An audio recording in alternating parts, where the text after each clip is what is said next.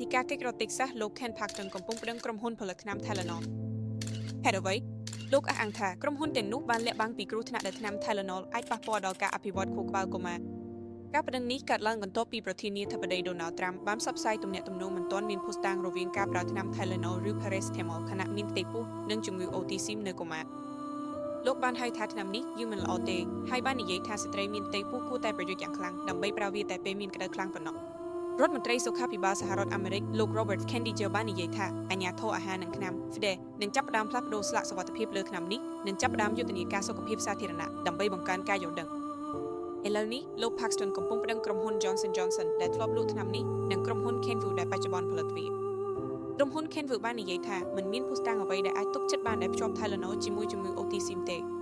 ក្នុងសេចក្តីថ្លែងការណ៍មួយលោក Paxton បានចាប់ប្រកាន់ក្រុមហ៊ុនទាំងនេះថាបានបន្លំប្រទេសអាមេរិកដោយរកប្រាក់ចំណេញពីការជិះចាប់និងលក់ថ្នាំដោយមិនគិតពីហានិភ័យមន្ត្រីសុខាភិបាលនៅចាប់ភពអង់គ្លេសបានបញ្ជាក់ថា Paracetamol នៅតែជាថ្នាំបំបាត់ការជិះចាប់ដែលមានសុវត្ថិភាពបំផុតសម្រាប់ស្ត្រីមានផ្ទៃពោះ